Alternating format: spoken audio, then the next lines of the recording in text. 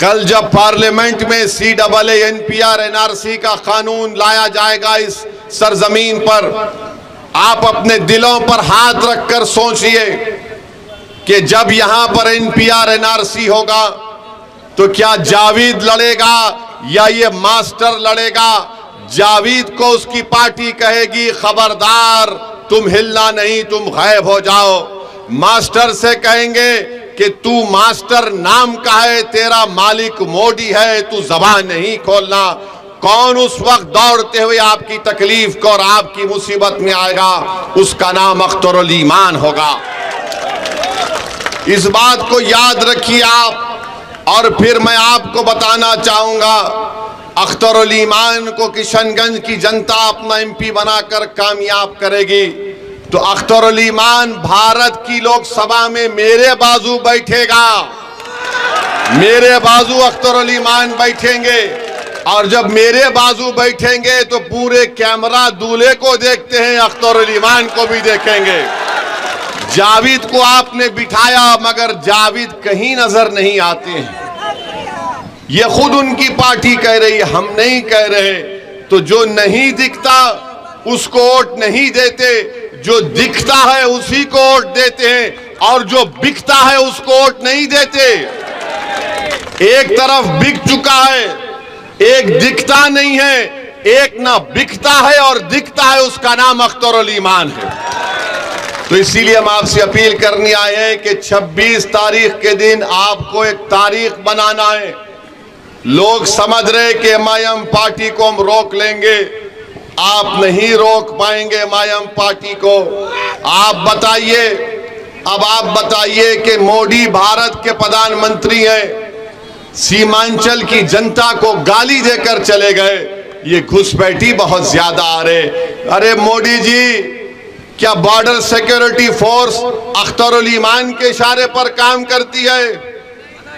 क्या SSB अख्तरुल ईमान के इशारे पर काम करती है?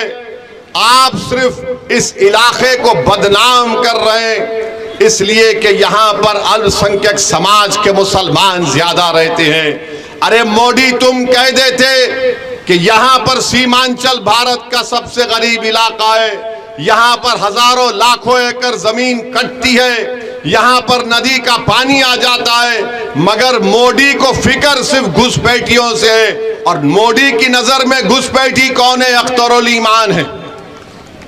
मोदी की नजर में घुसपैठी अख्तरुल ईमान है। तो इसीलिए मेरे अजीज दोस्तों, मेरी इज्जतदार माँ और बहनों, 26 अप्रैल को जब आप निकल कर अपना वोट डालेंगे तो मेरी इन 5-6 बातों पर आप जरा इस पर गौर करिए, अपने दिलो दिमाग पर जोर डालिए।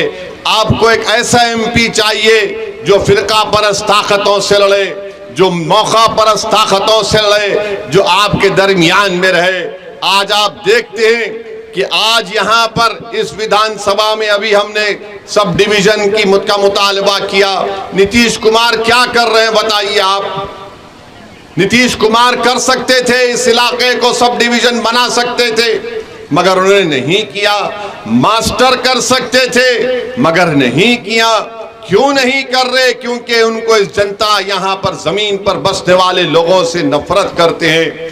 तो मेरी आपसे दबन गुजारिश है कि आप याद रखिए, जब तक आपकी आवाज नहीं पैदा होगी कोई आपकी तकालीफ का जिक्र करने वाला नहीं होगा। अभी आपने सुना कि 1 लाख से ज्यादा मुसलमानों को बिहार में नौकरी से महरूम कर दिया गया। अरे कब तक आप इन तमाम पार्टीज का साथ देंगे जो आपका वोट तो हासिल कर लेते मगर आपको नौकरी नहीं देते, आपको इंसाफ नहीं देते? राजद का मामला है, MY कहते हैं मुस्लिम यादव। उन्हीं का सेंसस क्या कहता है कि बिहार में मुसलमान 17% हैं और यादव हमारे करीब 14-15% के करीब है। 22 उम्मीदवारों के नामों का ऐलान राजद ने किया। कितने मुसलमानों को दिया? 2 को दिया। कितने हमारे यादव भाइयों को दिया? 8 को दिया। अरे भाई, आप सिर्फ यादवों को टिकट देना है तो दो, हम उससे परेशान नहीं है, मगर जब आप मुसलमानों के दरमियान में आकर, अल्पसंख्यक समाज के दरमियान में आकर तेजस्वी कहती है एम वाई, अरे जहां पर ताकत का मामला आता है आप ताकतवर नहीं बनाना चाहते। मेरे इज्जतदार दोस्तों, आप जानते हैं कि ये 2018 में तेजस्वी ने यहां पर आकर कहा था सीमांचल में, किशनगंज में, कि हम सीमांचल डेवलपमेंट काउंसिल बनाएंगे। अरे आप डिप्टी चीफ मिनिस्टर आप बन गए, मगर सीमांचल डेवलपमेंट काउंसिल क्यों नहीं बना? और तेजस्वी यादव को जानना चाहिए कि भारत की पार्लियामेंट में अगर किसी ने सीमांचल डेवलपमेंट काउंसिल की बात की, किसी ने भारत की पार्लियामेंट में प्राइवेट मेंबर्स बिल लेकर आए, तो उसका नाम असदुद्दीन ओवैसी और मजलिस इत्तेहादुल मुस्लिमीन था। मेरे अजीज दोस्तों और बुजुर्गों, एएमयू कैंपस का आप अख्तर भाई से सुन चुके हैं, अलीगढ़ मुस्लिम यूनिवर्सिटी का कैंपस। मोदी नहीं बोलेंगे, नीतीश कुमार नहीं बोलेंगे, और डॉक्टर जावेद तो बेचारे, उनको बोलने आता भी नहीं है, वो क्या बोल सकते हैं। मेरे अजीज दोस्तों और बुजुर्गों, मैं अभी कहीं पढ़ रहा था कि डॉक्टर जावेद ने ये कहा कि वो 5 साल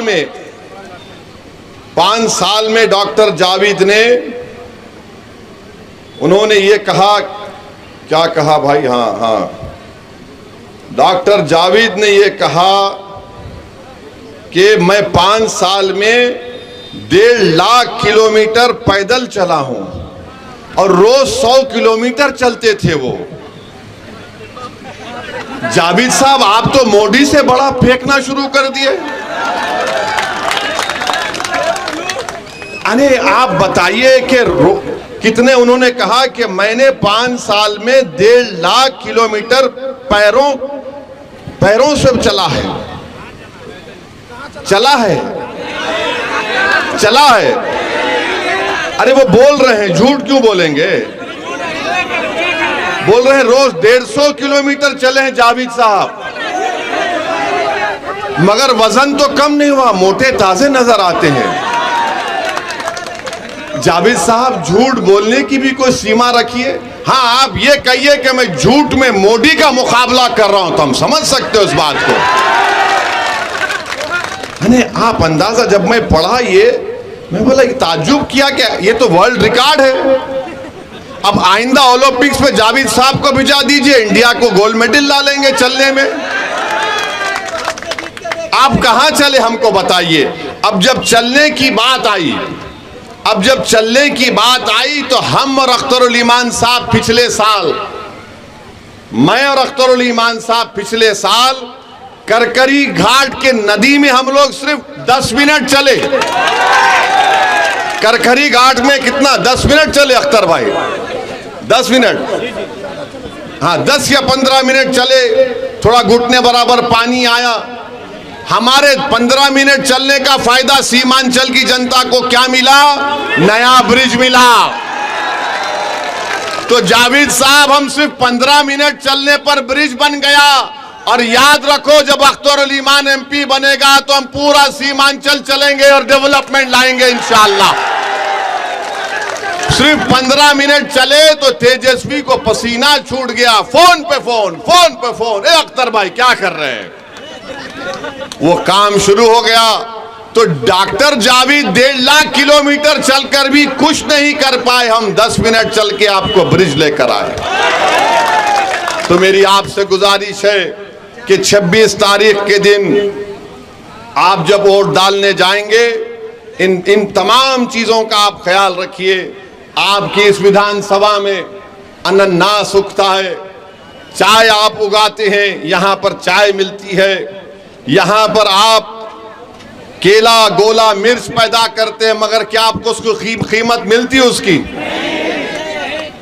ये सब के सब कीमत कैसे मिलेगी जब आपकी तकलीफ को कोई समझने वाला होगा। अब जावेद साहब तो 1.5 लाख किलोमीटर चलकर भी उनको पता नहीं इसकी कीमत क्या है। मास्टर सिर्फ पैसे बांट सकता है, मास्टर के पास बहुत पैसा है, मगर याद रखो जो पैसे देता है वो निकालना भी जानता है। यहां अख्तरुल ईमान को कुछ चीज नहीं चाहिए। इस शख्स की जिंदगी का मकसद एक ही है कि बिहार में आपकी एक क़ियादत खड़ी हो जाए और सीमांचल से इंसाफ हो जाए। अगर ये दो काम अख्तरुल ईमान की जिंदगी में हो जाएंगे, मुझे यकीन है कि होगा इंशाअल्लाह ताला। ये हमारी भी जिंदगी का मकसद है कि सीमांचल से इंसाफ हो। मैं बार बार आपसे कह चुका हूं और आज भी कह रहा हूं कि सीमांचल को मैं आता था, आता रहूंगा हमेशा इंशाअल्लाह ताला।